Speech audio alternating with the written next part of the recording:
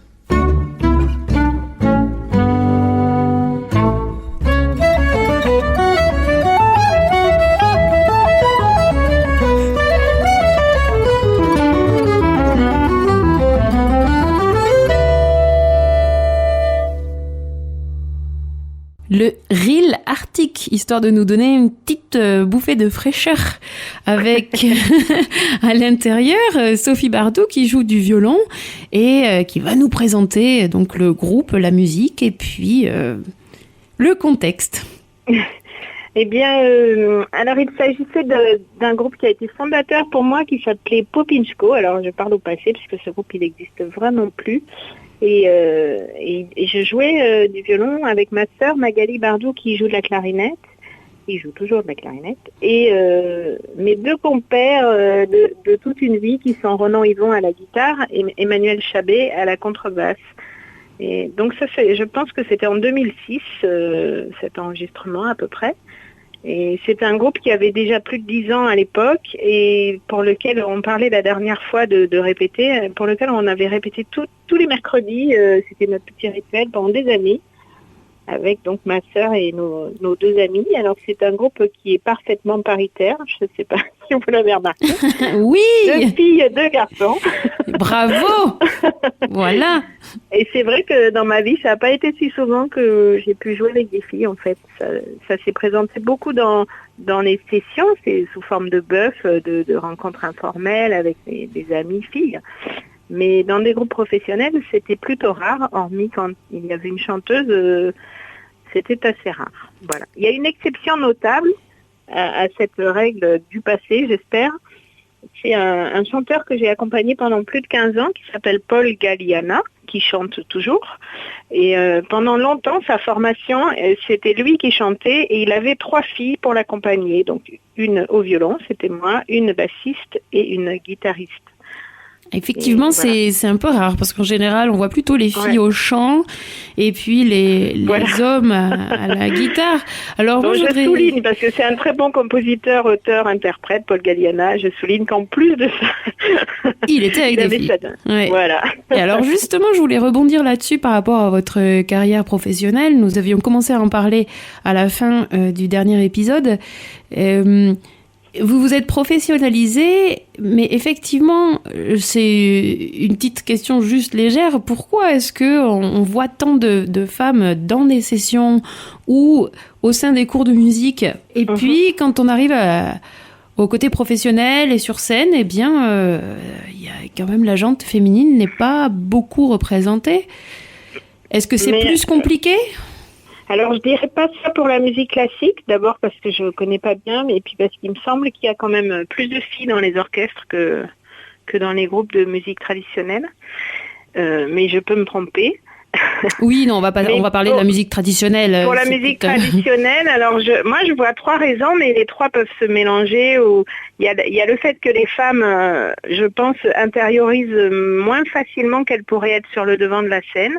Elles se mettent en retrait de façon sûrement pas naturelle au sens de la nature, mais de façon habituelle. Elles ont, à mon avis, plus l'habitude de se sentir en retrait que d'accepter d'être sur le devant de la scène ou de diriger un projet, de mener une équipe de musiciens. Voilà, tout ça, je pense que c'est encore dans la société un petit peu moins développé chez les femmes que chez les hommes. Donc ça, c'est un peu leur faute, entre guillemets. Après, il y a une autre raison qui peut être tout simplement que c'est quand même pour l'instant encore souvent elles qui endossent le rôle de s'occuper des enfants, surtout les petits. Et pendant ces années-là, le fait est que c'est beaucoup plus difficile à la limite de répéter, c'est possible, mais de faire des concerts et de faire des tournées, n'en parlons pas, c'est difficile quand on doit s'occuper des enfants. Et c'est aussi difficile pour les papas, hein, je le pense, mais c'est quand même plus acquis et plus facile pour eux de s'extraire pendant 15 jours de leur famille, par exemple, pour aller faire une tournée, que pour une femme. Donc, je pense que c'est une autre raison.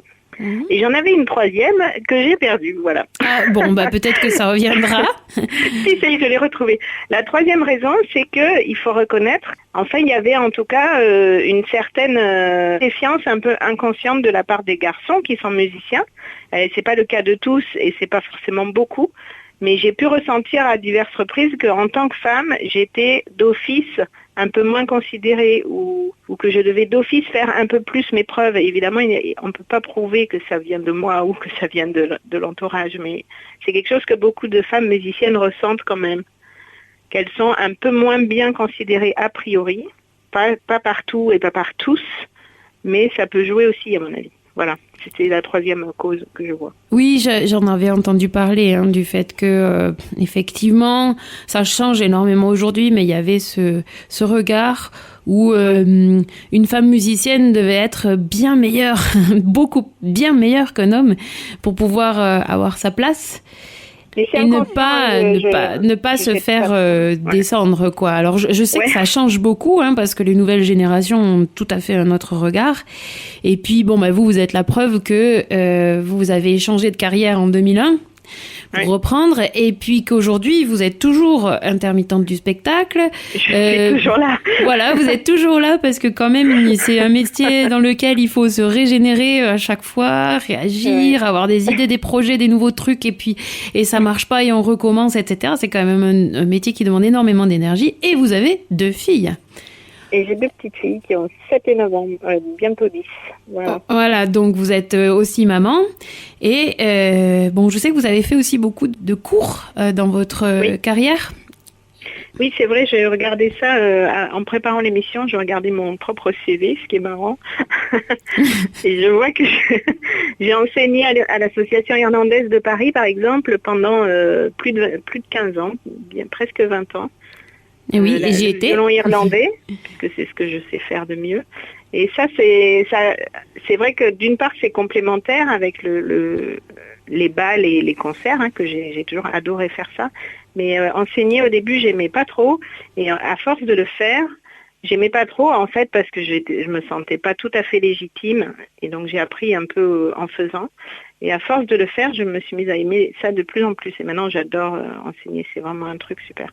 Et ça a complété, pour recoller avec l'histoire des femmes.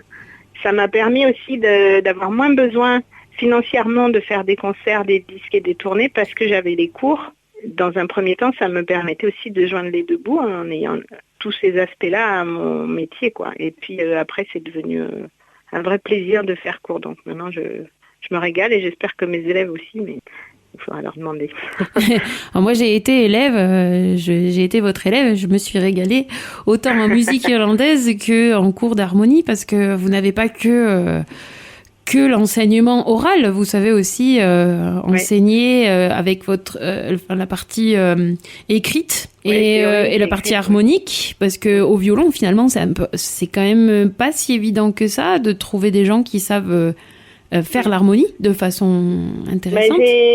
Quand j'ai décidé de changer, enfin j'ai pas décidé tout de suite, mais quand j'ai fait une pause dans mon métier d'ingénieur, j'ai fait 3 ans d'école de jazz, donc ça m'a bien remis les pendules à l'heure au niveau rythmique et au niveau harmonique. Je suis repartie. Après, j'ai finalement pas fait carrière du tout dans le jazz, si ce n'est des petites parenthèses, comme j'ai fait écouter le reel tout à l'heure, c'est justement un petit mélange d'irlandais et de jazz. Mais sinon, j'ai pas fait carrière là-dedans, mais en revanche, ça m'a beaucoup développé le jeu et la compréhension de la musique, y compris en irlandais. Ça m'a beaucoup aidé, bizarrement. Voilà. Alors, vous ne faites pas que de irlandais, parce que le prochain morceau que l'on va écouter, c'est... Alors, je ne me risquerai pas à dire le nom. Moi non plus. Alors, c'est quel type de morceau? D'où ça vient? Alors, c'est une polska, c'est de la musique suédoise. C'est même 2 polskas enchaînées l'une à l'autre. Et c'est une danse suédoise, alors que Mathilde, vous savez sûrement danser, et moi aussi, la polska, et qui est très belle à voir et à entendre. Et je voulais passer ce morceau. Alors, il fait partie aussi du disque de Hervé Cantal, qui a enregistré tout un disque avec ses amis musiciens, en fait. Et celui-là, on y entend Tiene Simonin, je pense que vous l'avez déjà interviewé. Que nous connaissons, oui, nous connaissons. Voilà, déjà. et puis on y entend, alors j'ai un petit doute, je crois que c'est Antoine Leclerc à la guitare. Oui, dont et nous comme avons il y avait parlé. plusieurs guitaristes sur ce disque, alors du coup j'espère que je me trompe pas de morceau. Et c'est un morceau le deuxième, c'est moi qui l'ai apporté à Hervé, parce qu'une amie violoniste suédoise de passage à Paris me l'avait échangé contre des morceaux irlandais. Donc voilà, je trouvais que c'était une jolie histoire. Une histoire d'échange. C'est parti. Voilà.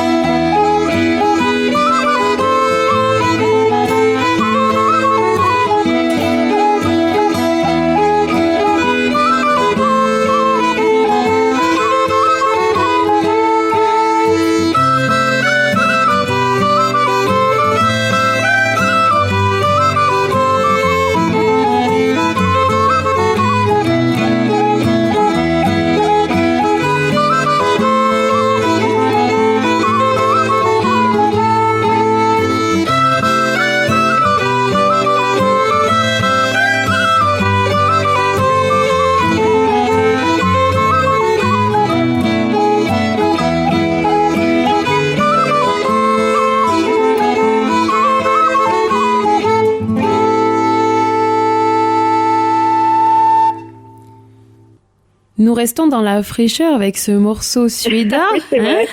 Amol Polska fra Rodom ou Farmors Brut Polska after Evert Haas. Voilà, je me suis lancée, je l'ai Bravo, répété. c'est magnifique. Voilà, Souvent, les polskas, elles ont le nom d'une personne, en fait, à qui on l'attribue, ou un musicien à qui on attribue le morceau. D'accord, bon, j'espère qu'on aura le plaisir de recevoir Aurélie Gier sur nos ondes également, qui, elle, parle couramment suédois et qui va pouvoir prononcer tout ça sans problème.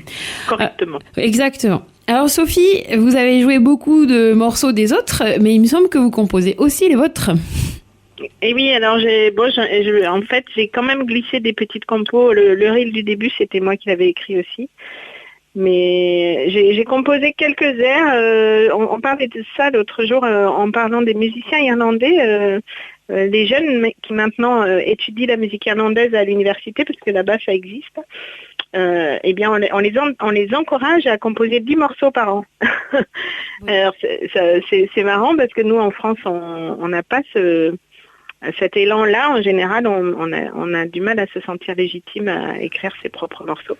Mais quand on côtoie une musique depuis 30 ans comme moi, ça devient, même pas que la musique irlandaise, la musique à lancer, ça devient quand même possible de se dire qu'on va composer des airs. Alors, j'ai fait une jolie mazurka il y a quelques années que j'avais offert au mariage d'un couple d'amis. Et c'est celle-là que je vous propose d'écouter. Qui s'appelle Un pas après l'autre. Un pas après l'autre.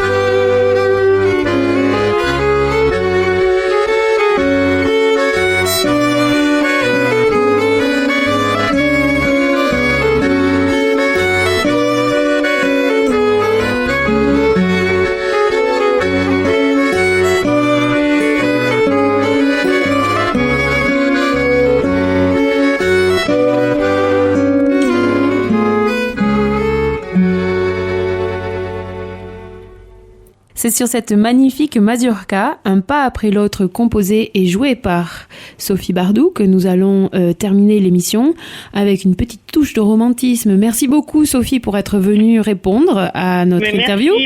Merci Mathilde de m'avoir invitée, c'était un vrai bonheur. Et puis d'être la première fille à être interviewée, j'espère qu'il y en aura encore beaucoup d'autres. Oui. Génial, oui, effectivement, la première femme musicienne à être interviewée dans le milieu traditionnel. Merci à Armand à la technique. Mais de rien. Et merci à Zaïd qui va monter l'émission. À très bientôt. Merci à tous. Au revoir.